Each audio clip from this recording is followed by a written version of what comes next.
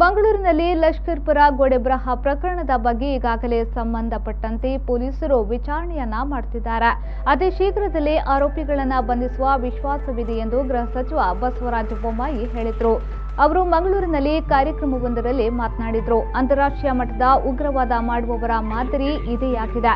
ಹೆಚ್ಚೆಚ್ಚು ಗಲಭೆ ಉಗ್ರರ ಕೃತ್ಯಗಳಾದ ಪ್ರದೇಶದಲ್ಲಿ ಈ ರೀತಿ ಗೋಡೆ ಬರಹ ಬರೆಯಲಾಗಿತ್ತು. ಕಾಶ್ಮೀರ, ಇರಾಕ್, ಇರಾನ್ ದೇಶದಲ್ಲೂ ಈ ರೀತಿ ಗೋಡೆ ಬರಹ ಬರೆಯಲಾಗಿತ್ತು. ಉಗ್ರರು ತಮ್ಮ ಕೃತ್ಯ ಮಾಡುವ ಮೊದಲು ಈ ರೀತಿ ಬರೆಯುತ್ತಾರೆ. ಇದೇ ರೀತಿಯ ಸಣ್ಣ ಪ್ರಯತ್ನ ಮಂಗಳೂರಿನಲ್ಲೂ ನಡೆದಿದೆ. ಈಗಾಗಲೇ ಪ್ರಕರಣ ಸಂಬಂಧ ಪೊಲೀಸರು ವಿಚಾರಣೆಯನ್ನ ಮಾಡುತ್ತಿದ್ದಾರೆ. ಅತಿ ಶೀಘ್ರದಲ್ಲೇ ಆರೋಪಿಗಳನ್ನು ಬಂಧಿಸುವ ವಿಶ್ವಾಸವಿದೆ ಎಂದು ಹೇಳಿದರು. ಒಂದು ಇದರ ಹಿನ್ನೆಲೆ ಏನಿದೆ ಅಂದರೆ ಅಂತಾರಾಷ್ಟ್ರೀಯ ಮಟ್ಟದ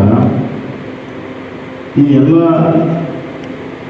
ದೇಶ ವಿರೋಧಿಗಳು, ಆ ದೇಶದ ವಿರೋಧಿಗಳು ಮತ್ತು ಭಯೋತ್ಪಾದನೆ ಮಾಡುವಂಥ ಈ ಎಲ್ಲ ಸಂಸ್ಥೆಗಳು ದೇ ವಾಂಟ್ ಟು ಡಿಕ್ಲೇರ್.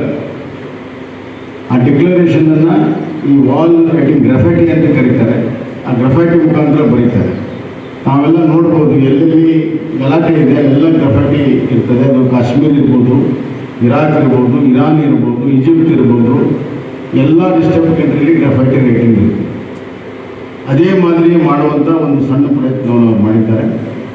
ಆದರೆ ನಮ್ಮ ಪೊಲೀಸರು ಅದರ ಈಗಾಗಲೇ ವಿಚಾರಣೆಯನ್ನು ನಡೆಸಿದ್ದಾರೆ. ಅತಿ ಶೀಘ್ರದಲ್ಲಿ ಅವರ ಬಂಧನ ಆಗ್ತದೆ ಅನ್ನೋಂಥ ಸಂಪೂರ್ಣವಾದಂಥ ವಿಶ್ವಾಸ ನನಗಿದೆ. ಅದರ ಹಿಂದೆ ಇರುವಂಥ ಯಾರಿದ್ದಾರೆ ಅದನ್ನು ಕೂಡ ಭೇದಿಸೋದಕ್ಕೆ ನಮ್ಮ ಪೊಲೀಸರಿಗೆ ನಾನು ಈಗಾಗಲೇ ಹೇಳಿದ್ದೀನಿ. ಆ ನಿಟ್ಟಿನಲ್ಲಿ ಅವರು ಕಾರ್ಯೋನ್ಮುಖ ಹೋಗಿದ್ದಾರೆ.